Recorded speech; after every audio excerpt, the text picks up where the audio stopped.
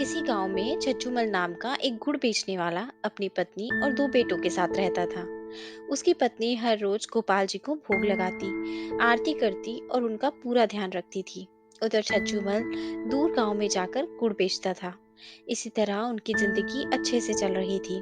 उसके बेटे बहुत नेक थे, परंतु दुर्भाग्यवश छज्जूमल की पत्नी अचानक से चल बसी।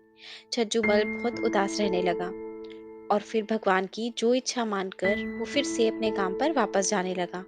उसके बेटे उसको समझाते, बाबा अब हम अच्छा कमा लेते हैं, अब आप घर बैठें।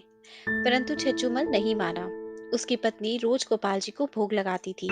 उसको तो भोग लगाना आता ही नहीं था, परंतु अब थोड़ा सा गुड़ ठाकुर जी के आगे रख देता था। ठाकुर जी तो मीठे के शौकीन हैं ही, उनको तो गुड़ खाने का चस्का लग गया। अब वो रोज काम पे जाने से पहले गोपाल जी को थोड़ा सा गुड़ का भोग लगा देता था। एक दिन दोनों बेटे बोले, बाबा घर की मरम्मत करवानी है तो थोड़ा सा सामान इधर उधर करना पड़ेगा। बाबा बोले ठीक है। उन्होंने गोपाल जी को भी अलमारी में भूलवश रख दिया। घर का काम शुरू हो गया, पर गोपाल जी को अब गुड़ का भोग नहीं लगता था। छज्जूमल अब रोज की तरह गांव में गुड़ बेचने के लिए गया। रास्ते में थोड़ा सा विश्राम करने के लिए एक वृक्ष के नीचे बैठ गया। ठंडी ठंडी हवा चल रही थी। तभी छज्जूमल की आंख लग गई। तभी उसे लगा कि कोई उसे उठा रहा है और कह रहा है, बाबा आज गुड़ नहीं दोगे? छज्जूमल ने एक दो बार अनसुना कर दिया।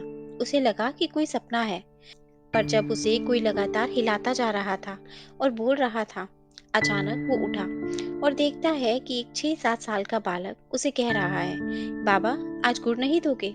छज्जूमल मन में सोचने लगा कि मैंने तो इस बालक को कभी भी गुड़ नहीं दिया। फिर उसने सोचा गांव में ही किसी का बच्चा होगा। छज्जूमल ने कहा, हाँ बेटा ले लो। उसे थोड़ा सा गुड़ छज्जूमल ने दे दिया। गुड़ लेकर वो बालक गुड़ को मुंह में डालकर आहा आहा मीठा है कहकर वहां से भाग गया। अब तो रोज ही वो बालक छज्जूमल को मिलता, उससे गुड़ लेता और नाचता गाता मीठा है कहकर भाग जाता। छज्जूमल भी बच्चा समझकर उसको रोज गुड़ दे देता था।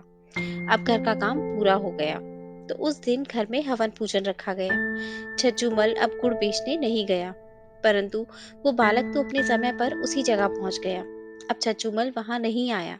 बालक ने तो घर जाकर मैया की जान खा ली और ताता थैया मचाने लगे और बोला गुड़ चाहिए।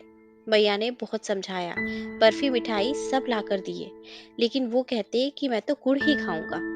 मैया से बालक का रोना सहन नहीं हुआ और छज्जूमल के घर का पता पूछते पूछते उसके घर पहुंच गई। जाकर कहती है, बाबा मेरे बालक को तो आपने गुड़ की आदत डाल दी। आज आप आए नहीं तो वो गुड़ खाए बिना मान ही नहीं रहा है। तो छज्जूमल को उस बालक पर बड़ा प्रेम आया। उसने उसको अपनी गोद में बैठाया और गोदी में बैठाकर गुड़ खिलाने लगा। पता नहीं क्यों उस बालक को गुड़ खिलाते खिलाते छज्जूमल की आंखों में अश्रुधारा बह निकली।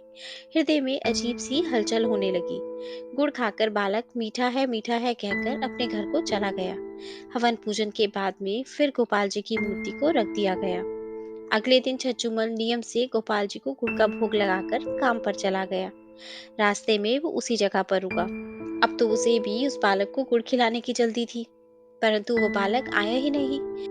ऐसे ही 3-4 दिन बीते तो उसका मन बहुत बेचैन हुआ कि कहीं बालक बीमार तो नहीं। उसने गांव में जाकर सबको बालक के बारे में पूछा तो सबने यही कहा, ऐसा तो यहाँ कोई भी बालक नहीं रहता। वो हैरान परेशान होकर घर पहुंचा। घर पहुंचकर जब वो मंदिर में बैठा तो गोपाल जी की तरफ देखा। वो मंद मंद मुस्कुरा रहे थे। वो जैसे कह रहे हों, बाबा जी मैं ही वो बालक हूँ। छज्जूमल का माथा ठनका और वो सोचने लगा, ये तो साक्षात गोपाल जी मुझसे गुड़ खाने आते थे। वो कहने लगा, गोपाल जी धन्य हैं आप। गोपाल जी की ओर देखकर उसकी आंखों में अश्रुधारा बहने लगी। दोस्तों, आशा करती हूँ आपको ये कहानी अच्छी लगी होगी और जरूर कुछ नया सीखने को मिला होगा। आपका एक लाइक, शेयर और सब्सक्राइब हमें ऐसी ही और वीडियोस बनाने के लिए मोटिवेट करता है। इसलिए अगर अभी तक आपने हमारा चैनल सब्सक्राइब नहीं किया तो प्लीज़ आप हमारे चैनल को सब्सक्राइब करें। आपसे कल फिर मुलाकात होगी एक नई कहानी के साथ। धन्यवाद।